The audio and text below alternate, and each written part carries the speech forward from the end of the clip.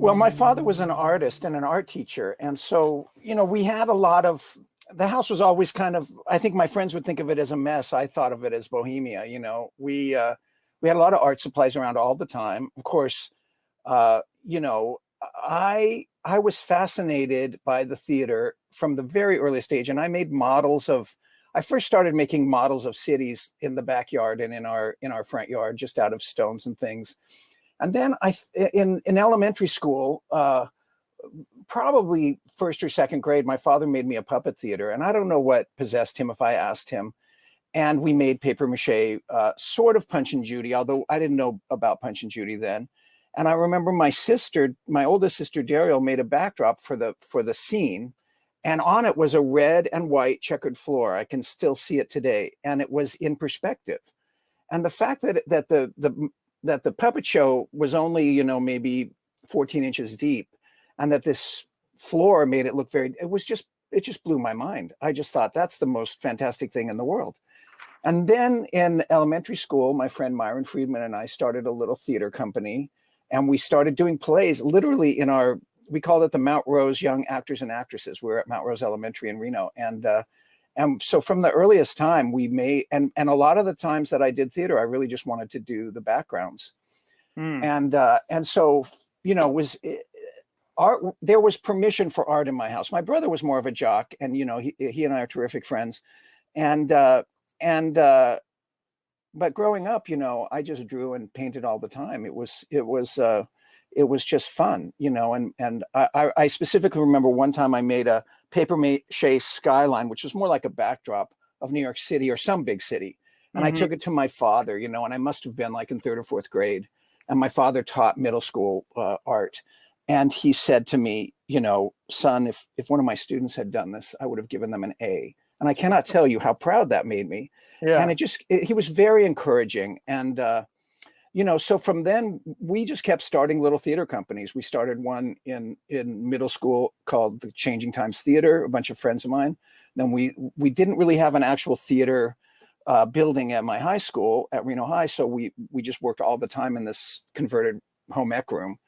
And one of my friends then in high school was Jeff Sage, who's become a big time production designer. We went to NYU together, and we had gone to different schools. And in Reno, there was UNR, and there was the choice of going to UNLV because it was in state. And they had a scholarship actually for designers. If you think of this as 1977, what school had an undergraduate full ride scholarship for scenic and costume designers? Right. So I applied. I didn't really know what I was doing. I did some sketches and some stuff, and I actually got the scholarship, and I went basically for a free ride at UNLV. And then, at UNLV, it was just a great theater program. I think it still is. It's always been kind of a powerhouse. And it's one of the showcases of that school. And it was nice to be away from home. It was nice to be in Las Vegas, where scenery and spectacle was just a huge coin of the realm, just these shows. And so inherently even one of our professors actually pulled ropes at the Tropicana at night, as a second job. So we had such access. And, I just remember my first stagecraft class was like a door opening to a magic land. It was like, oh my God, you're kidding. I didn't know about all this. I thought I knew everything, even when I was starting undergrad school. Yeah. So that's sort of the basic beginnings. I just had a passion about theater from the beginning. At UNLV, we were sort of taught that film was a nasty business, and that television, those people have all the money and they have all the resources, and that the true art was theater. And I applied to I only applied to Yale and NYU. And I was so happy to get into NYU. And I just remember thinking, like, are these people crazy? They want us to take art direction classes. They want us to be involved in film and television. Isn't art, the true art, the world theater? And yet they had embraced that program. And I'm talking, this is 1980, 81, I guess, is when I started at NYU. And they had already embraced teaching scene design and production design. And I think that was just so prescient. And, it's one of the great programs still today. And so that's sort of like a very condensed version of the first 20 years of my life. Mm-hmm. Well, we have a picture here of your time at NYU, actually, and this is a great picture. Yeah. Oh, this So, is so funny. This is my studio. This is my not my living room, my bedroom and studio in Tom Jared's apartment. Tom Jared was a wonderful lighting designer who I had met in Las Vegas. And that's actually a picture on the wall of a friend of mine did of St. Mary's Church in Virginia City, Nevada, near where I grew up, where my great grandparents lived. But mm-hmm. yeah, it's funny. And actually, there's a sketch on the wall there that my friend George Sippen did, who was a classmate of mine. But you know, Right.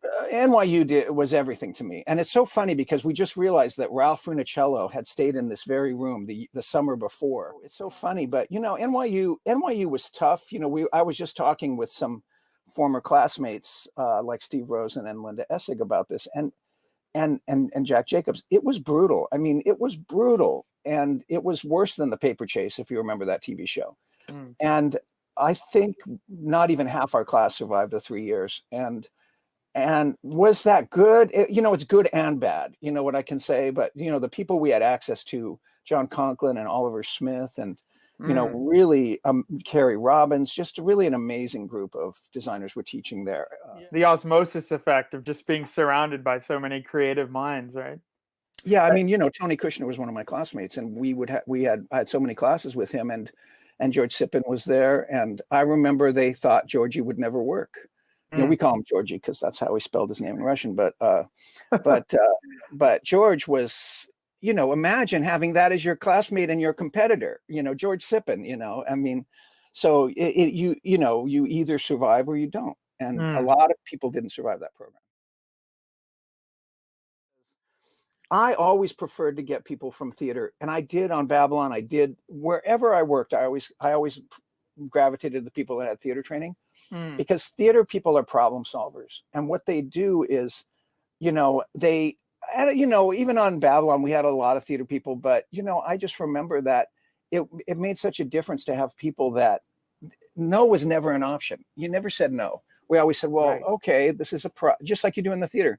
You know, we want to achieve this look, we want to achieve this thing, and they're just so agile, you know, and theater people have such a mind, and also there's no ego if things change. Like nobody's Mm. stomping off in a huff if you said, well, that's not going to work, or you know, there's no I never had to be I never felt I had to be walking on eggshells when I was working with theater people in film and television, because they didn't take it personally. It's like, yeah, they just spent a whole week making this one prop and I didn't like it, so they're going to make another one. You know, Yeah. whereas other people that I had worked with, they would get really steamed and say, well, you know, whatever, you know. But yeah, theater people, I think that, and if you look at film and television, there's so many people that got their start, especially designers, in the theater. I mean, there's plenty of people that came from architecture and stuff. But well, having grown up with my father, who really was an artist and who really he would do everything in every style. He sculpted, he made jewelry, he taught dancing. He was a real artist. My father, whom I will always admire more than any other individual, he did everything. You never knew what was on the stove because it might be soup or it might be some other thing that was toxic. You know, you had to be careful in my house growing up. But the fact of the matter is my father was a true artist. He did some incredible. I have a lot of his artwork, and he was a brilliant artist. What I do is collaboratively for.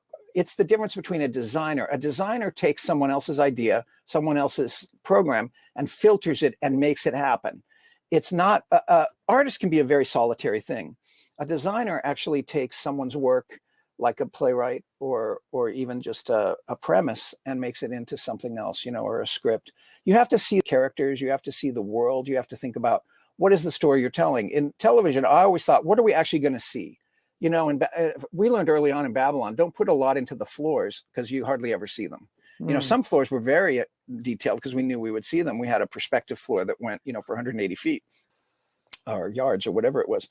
And, and, but you know, you have to know what you're seeing, Yeah. and I think that's where you put the emphasis. Sometimes we would put as much emphasis into a gun, what we call a PBG, on the show. That would cost the same as a whole big set because it had more screen time, you Mm. know. So that's what I mean by that. And yeah, do I consider myself an artist? I mean, it's always, you know, I consider myself a very good draftsman. I consider myself, you know, someone who can communicate ideas, and that's what a designer needs to do.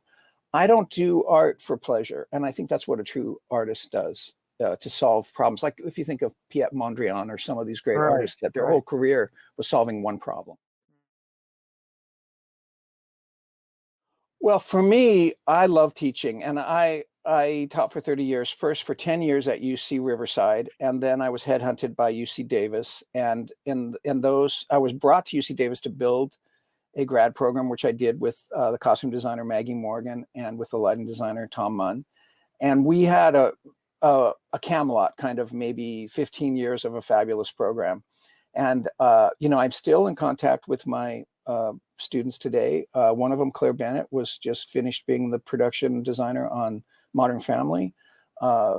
Travis Kerr's working, Robert Broadfoot's working. All my kids are working, you know, and they're really, they are my kids, you know.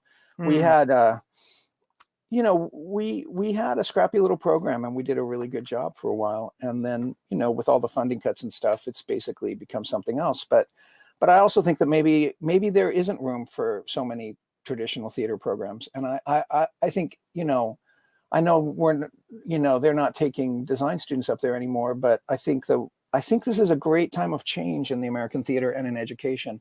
And I think we did a very good job in what I would call a very traditional kind of program, although non-traditional, because I always taught people to do film and television as well, like I learned at NYU.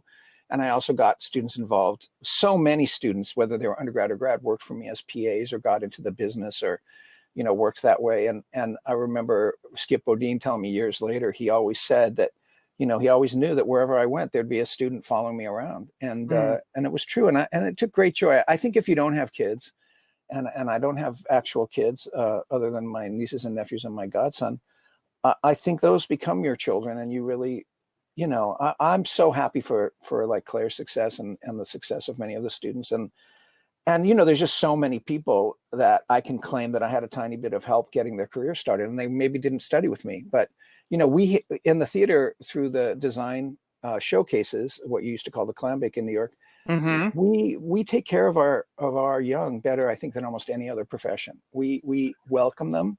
We we use them as assistants, and we get them started, and we do what, you know, in Britain's called pastoral care. And although that's a little too religious sounding, it's really true. It's like we take care of people along along the journey, and that gives you great satisfaction, you know. And to this day, I still keep in touch with many of them. And do I miss teaching? I don't.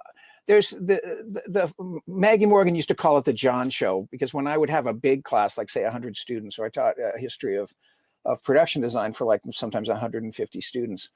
I was so excited about this topic, and I would just get up there and I could be so extemporaneous. Mm. And so there was a lot of fun in that. I may be teaching some classes for the ADG. I just talked to them about that coming up. So I don't know. I love my teaching time. What it allowed me financially to do was not have to say yes to shows I didn't want to do. Although, as Right. everybody knows me, I always say yes to everything, you know, which is not exactly true. They don't know the shows I turned down. But you know, it was very gratifying time, and I'm really glad I retired a year ago when I did from teaching, because I have lots of other things I want to do in the future.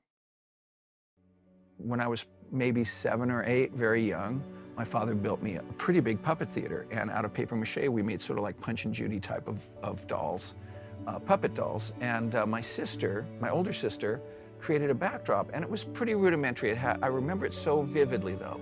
It was just a backdrop, but on the floor of the backdrop, there was a line, and then it was a forced perspective floor in red and white checkerboard. And that just blew my mind. I thought, look at that depth, look at that perspective. When I first walked the sets of the television series Babylon 5, I'd watch a few episodes, and I presumed that the sets were, you know, metal, aluminum, and that metal railing, I realized, is really wooden dowel.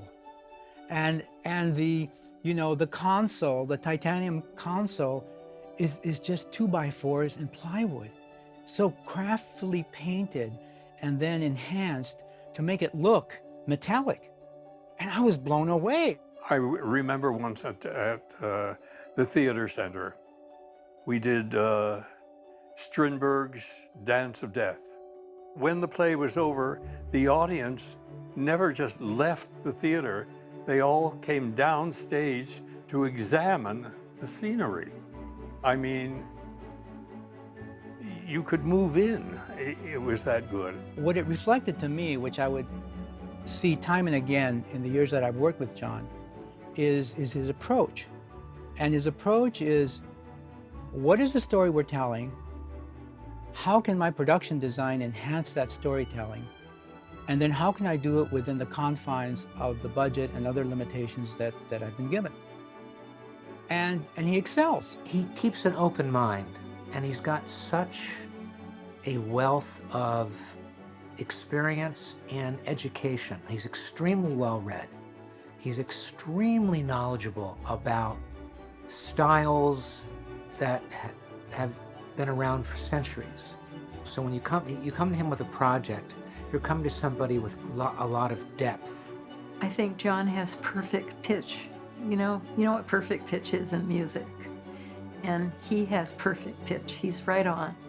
He sees like people hear who have perfect pitch. I never think of myself as an artist. I think of myself as a designer. And as a designer, I feel like you always have to have the script or the story or, some way to do the piece. And so the first thing to think about is, what is the event? Like, what are we doing this for? Every design John does is integral to the script. He's always trying to evoke the play from the people who's putting it on's point of view. He doesn't try to impose his own. You know that when he's doing a production design, that set has been designed with a total understanding of the human beings that are being portrayed in that particular play or television series. And this, I think, reflects another really profound aspect of John's genius, his total humanity, his ability to really understand the human experience and to be able to go to that, to interpret it through his production design. During the production of Babylon 5, one of the things that we pioneered was the use of virtual sets to expand the interior of the space station, give ourselves bigger shots. And now most shows do that. It's very common, but we were really groundbreaking, and we would always come up with, okay, I'm only gonna do this doorway, and you guys are gonna do the rest of this, right? And that really informed us, and it really opened up the show and broadened it, and we would do set extensions, and we do stuff that now is, what you do. I think the expectation of professionals working at a certain level of the university is that you are expected to help network and mentor students. I think John is one of the best in the country with that commitment. The master's program that he really single-handedly crafted for set design at UC Davis, it's more than just the 2 years that I spent there. It's even now I can call him for advice and support, and I'm incredibly grateful for that. You can teach people how to storyboard. You can teach them how to build models, how to do SketchUp, how to draft in Vectorworks, but you can't teach them to be storytellers. And I think that's where, both in theater design teaching and in film teaching, what I emphasize is, the set isn't just a set that you leave the theater at 8 o'clock once you've delivered the set, or you leave at 7 in the morning once you've opened a set. You have to tell the story over time. I cannot believe how much John accomplishes in a month, let alone a lifetime.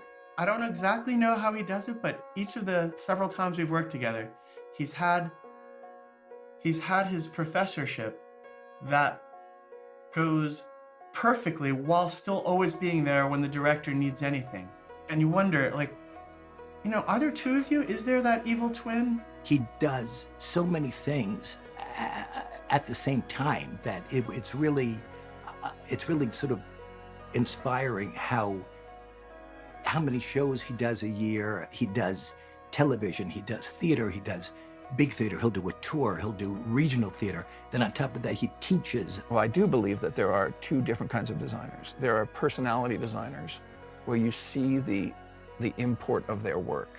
The people I admire maybe more than those, and those are very good designers, are people like Ralph Funicello and David Jenkins, and a host of designers that are working today where every show feels different.